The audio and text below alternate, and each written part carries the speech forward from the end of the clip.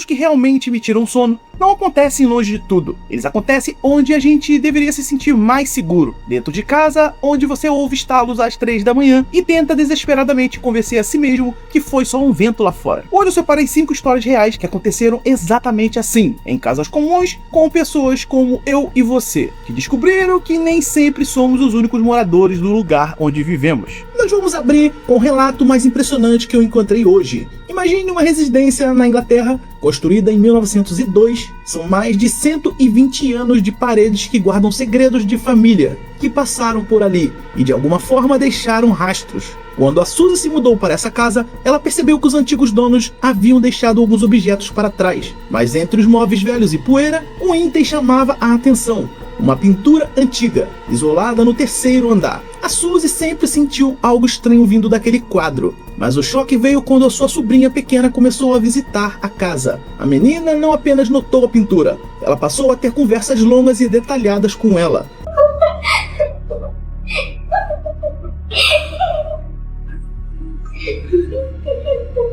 What?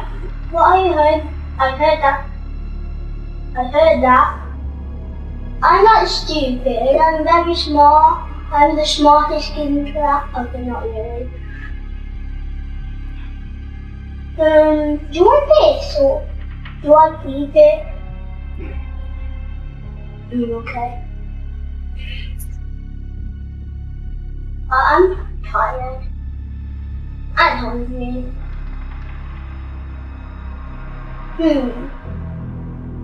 It could get cold. You can't touch cold stuff. But I'm warm.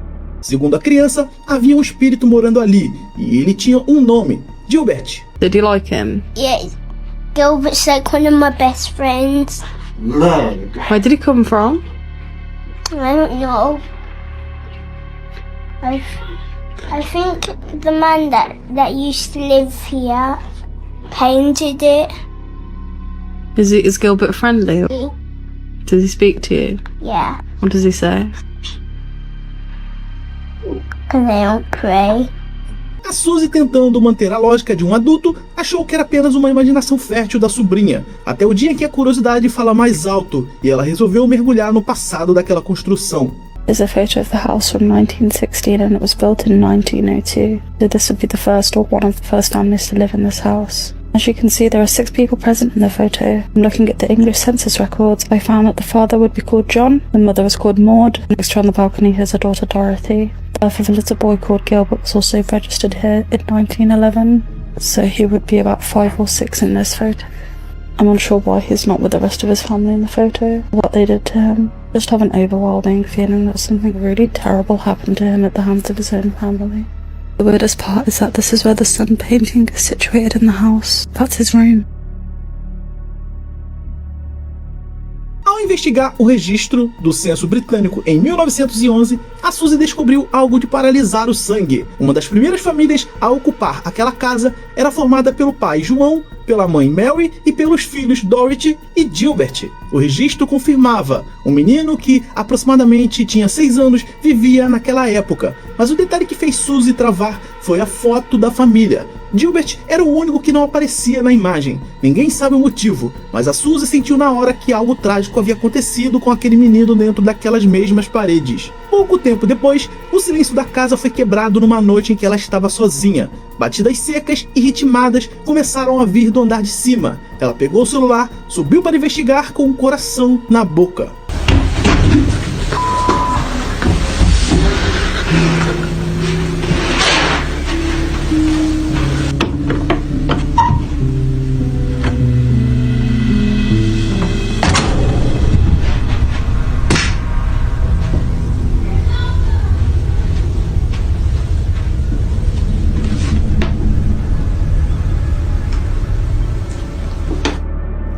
Vinha exatamente de dentro do quarto onde o quadro estava, mas ao abrir a porta, o cômodo estava vazio absoluto. Um ápice dessa história aconteceu algumas noites depois. A Suzy encontrou a sobrinha agachada no mesmo quarto, arranhando as tábuas do piso e cantando baixinho uma música chamada You Marry Me.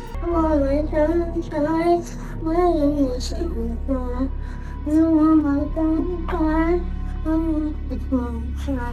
You are my sunshine. Ela não tirava os olhos da pintura de Gilbert. Preocupados, a Suzy e o irmão colocaram a menina para dormir e decidiram arrancar aquela parte do piso para ver o que havia ali embaixo. O que eles encontraram deixou os dois em um estado de choque profundo.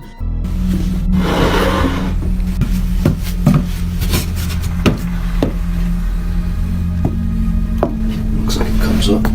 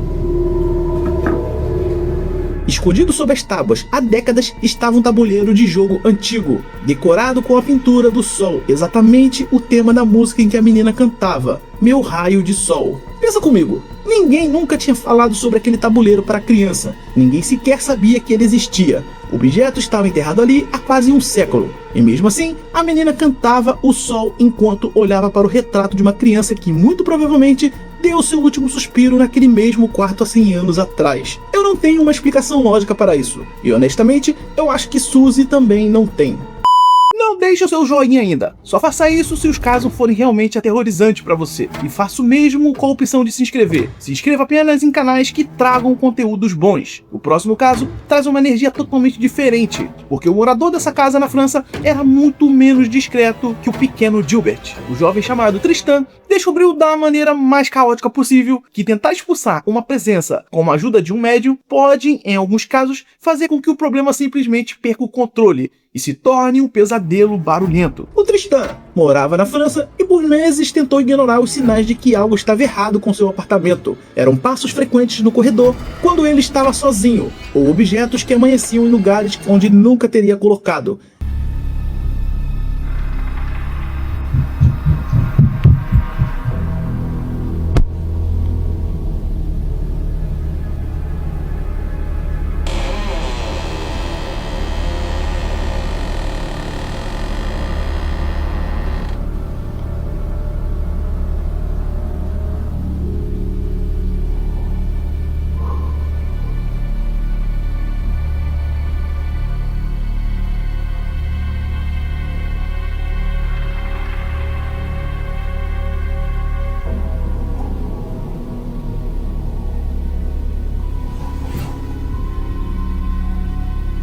Era aquela sensação constante e sufocante de que ele não era o único dono do próprio espaço. Sem saber mais a quem recorrer, ele tomou a decisão que muitos de nós não tomaríamos. Chamou um médium para limpar o ambiente e expulsar o que quer que estivesse ali. O médium fez a sessão, realizou o trabalho e foi embora prometendo paz. Mas o resultado foi o oposto. As coisas não só continuaram, mas ficaram muito piores.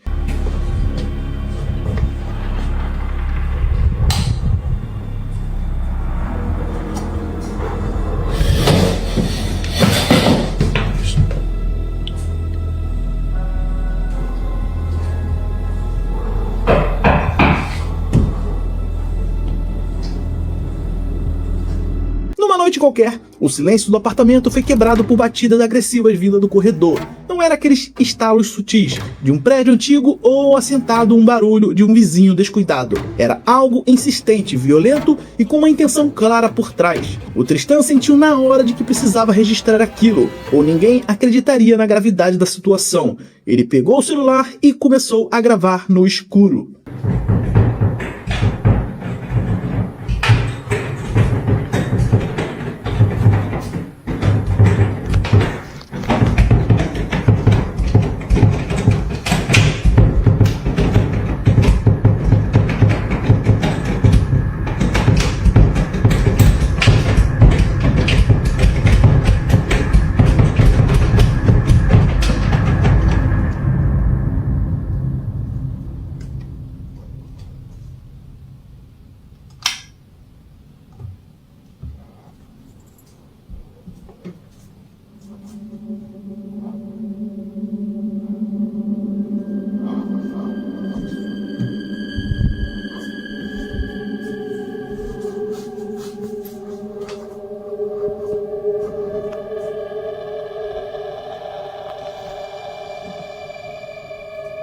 maçaneta do banheiro estava girando e sacudindo por conta própria, com força de que alguém estava trancado lá dentro, tentando sair a qualquer custo. O Tristan se aproximou devagar, o coração acelerado, e abriu a porta. E do outro lado, o vazio absoluto. O banheiro estava completamente deserto. Nos dias seguintes, a atividade parou de ser apenas sonora e se tornou física. Um par de sapatos que estava no corredor simplesmente deslizou pelo chão sem vibração, sem vento e sem nenhuma explicação lógica. Foi aí que Tristan decidiu levar a investigação a sério. Instalou uma câmera fixa no corredor, enquanto ele e a namorada assistiam um filme na sala. E o que ele capturou é, de longe, o registro mais perturbador de toda a sua história. Bah là, je suis en train de me battre pour mettre les diagrammes et les chiffres.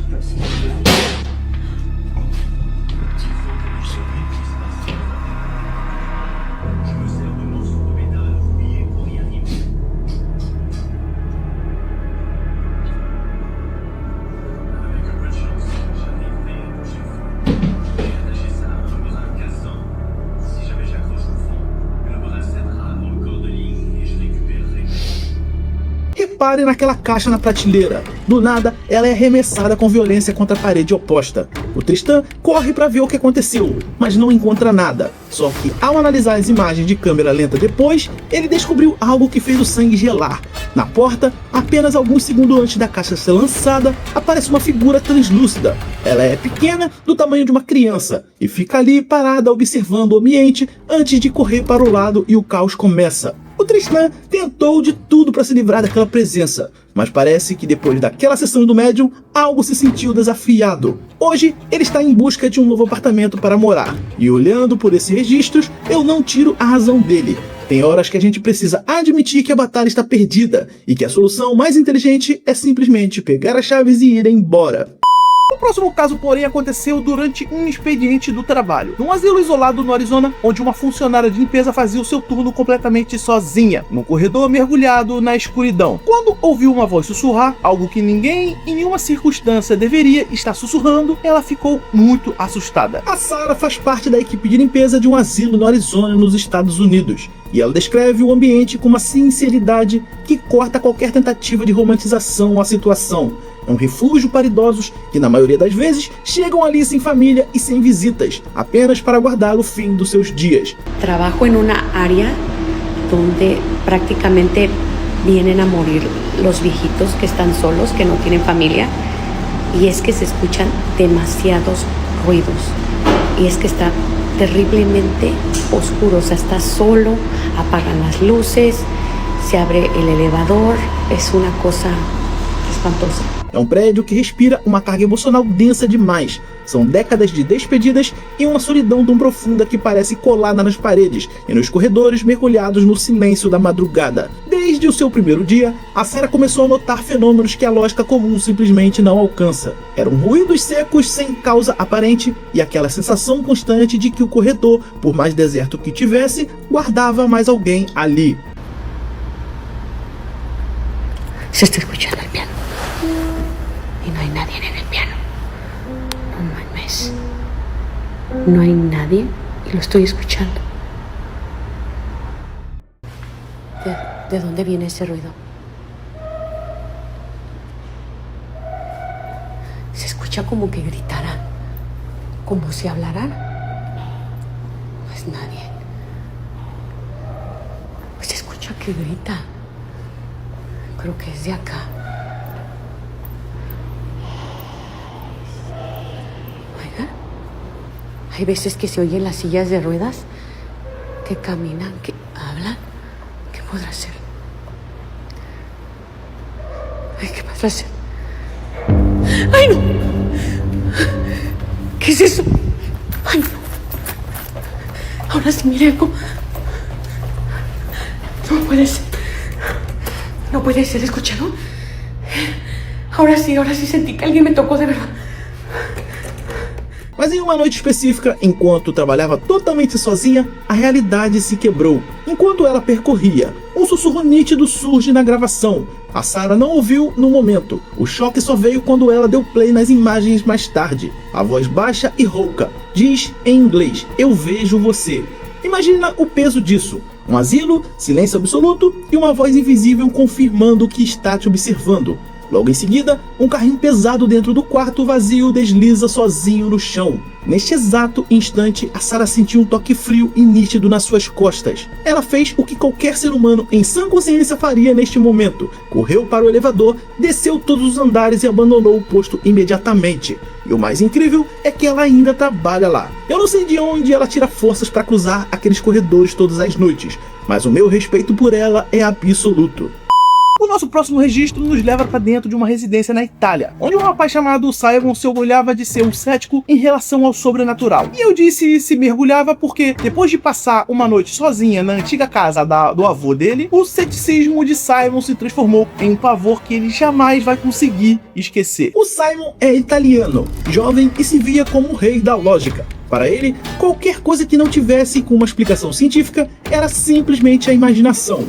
E já fazia algum tempo em que o avô dele, que vinha reclamando de situações estranhas na casa dela, falando que a televisão ligava sozinho no volume máximo, portas e janelas se abriam sem ninguém por perto e vozes ecoavam pelo quarto vazio. O Simon ouviu tudo aquilo com aquele olhar de quem acha que a pessoa mais velha está apenas confusa, exagerando fatos comuns. Então ele tomou uma decisão ousada. Passaria uma noite sozinho na casa para provar, de uma vez por todas, que não havia nada sobrenatural ali. Bom, eu já adianto que foi a pior ideia que ele já teve. Logo que o sol se pôs, ele ficou isolado no andar de baixo. Barulhos pesados começaram a vir no segundo andar. Não eram ruídos sutis. Parecia que alguém estava caminhando lá de cima. Ele pegou o celular e começou a gravar, mas para mostrar para a família que eram sons da estrutura da casa. Mas a teoria dele caiu por terra rápido demais. Allora, non so se sentite, praticamente sono a casa di mia nonna da solo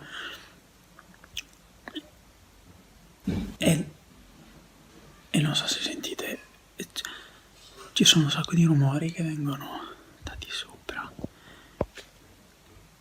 qui e lì. Allora,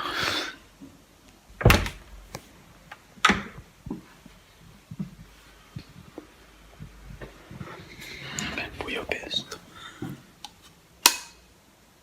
No, vabbè, la luce non va. Aspetta, devo mettere. Como se a situação não fosse ruim o suficiente, o homem descobre que as luzes do andar de cima não estão funcionando.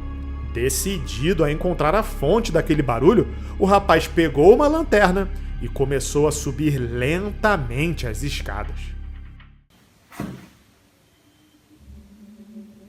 A parte che c'è un gran rumore di vento e mi sto cagando in mano solo per quello. E quindi...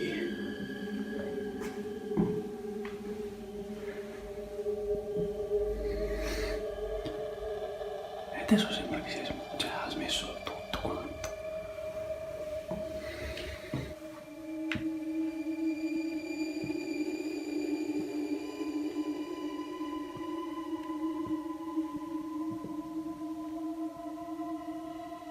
Ragazzi, mi sto cagando in mano.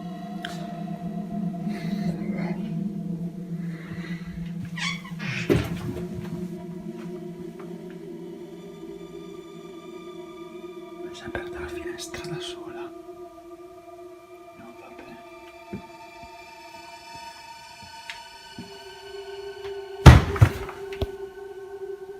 No, vabbè. No, vabbè.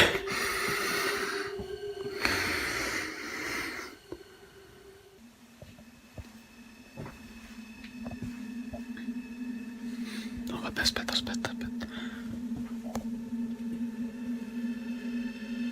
Oh no, vabbè. Il letto è fatto. Il letto... Gli sportelli sono aperti. E il letto... Cioè, prima il letto non era così. Era... Non ho la voce, ve lo giuro.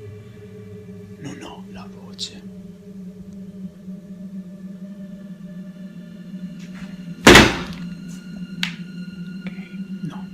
Ora vado. Mi sembra il caso di proseguire con questa cosa, non so come. Ok, il vaso non era lì. Il vaso non era lì.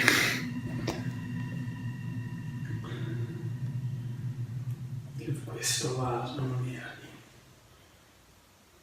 Non de cima, as luzes simplesmente não acendiam. O Simon ligou a lanterna e começou a subir os degraus, com aquela respiração já ficando pesada. No meio da subida, uma janela se escancarou sozinha bem na frente dele, e logo em seguida, a porta de um armário bateu com força. Ele tinha acabado de conferir e sabia que tudo estava fechado. Naquele momento, o ceticismo de Simon deu lugar a um pavor puro. Tudo o que o avô descreveu estava acontecendo diante dos olhos deles em tempo real, e ele não tinha mais nenhuma explicação lógica para dar. Ele foi verificar o quarto de hóspedes e encontrou um vaso parado no meio do corredor.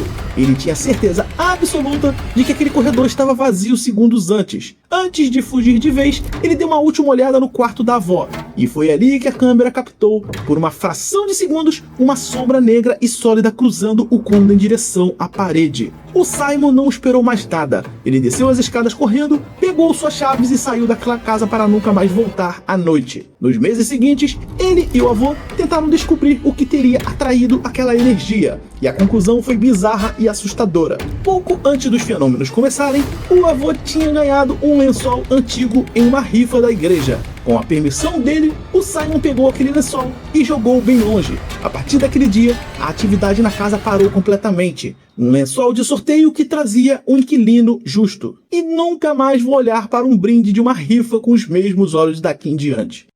O nosso último caso de hoje é diferente de tudo o que vimos até agora, e ele não começa com vulto ou vozes no corredor. Ele começa com algo que deveria ser inofensivo. Uma boneca de infância com olhos de vidros que uma mulher chamada Sabrina guardou por décadas, até descobrir que talvez ela nunca tenha sido um objeto inanimado. A Sabrina tinha uma boneca quando era criança, e não era um brinquedo qualquer. Era uma daquelas bonecas extremamente realistas, parecidas com um bebê reborn, com feições detalhadas até demais. As amigas de Sabrina sempre evitavam aquele brinquedo. Elas diziam com todas as letras que a boneca piscava para elas quando ninguém estava olhando. Na época, a Sabrina nunca deu ouvidos. Ela achava que era apenas a imaginação fértil das amigas. Aquele tipo medo bobo que a gente cultiva em torno de objetos que parecem vivos demais para serem apenas plásticos e pano. Com o passar do tempo, porém, o ceticismo da própria Sabrina começou a fraquejar. Veio aquela sensação incômoda de ser observada enquanto dormia. A estranheza de encontrar a boneca em cômodos onde ela jurava não tê-la deixado. Até que um dia, enquanto brincava, ela sentiu um puxão nítido e forte no seu cabelo, como mãos minúsculas tivessem agarrado as mechas. Não foi um movimento sutil ou um escorregão do brinquedo, foi algo físico e intencional. Daquele dia em diante, a boneca foi para o fundo do armário e a história acabou sendo esquecida pelo tempo. Até que, já adulta, a Sabrina reencontrou o antigo canal do YouTube, onde ela postava os vídeos caseiros da sua infância. E um desses registros, ela estava lá, brincando com a tal boneca diante da câmera.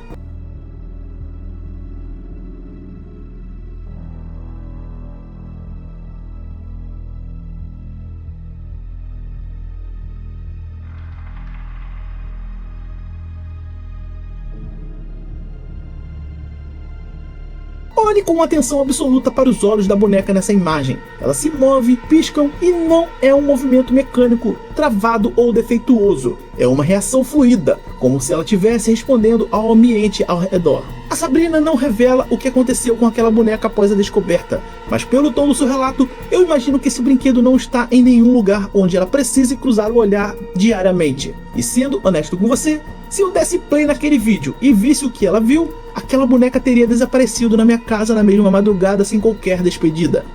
5 casos que desafiam o que a gente entende de realidade. Lugares comuns onde a gente deveria estar protegido e mesmo assim o inexplicável deu um jeito de entrar. Você acredita que algum desses 5 registros tem uma explicação lógica que a gente ainda não enxergou? Eu quero saber a sua opinião. Qual desses 5 casos mais mexeram com você e o porquê? Eu leio e respondo todos os comentários, então deixe a sua teoria aqui embaixo. Se você ainda não faz parte da nossa comunidade, aproveita e se inscreve no canal, porque toda semana tem 2 vídeos novos aqui no Sussurros do Além. Eu vou ficando por aqui, mas deixo um último conselho. Da próxima vez que você ganhar um presente de alguém que você não conhece bem, pense 2 vezes antes de levar isso pra dentro da sua casa. E até o próximo vídeo.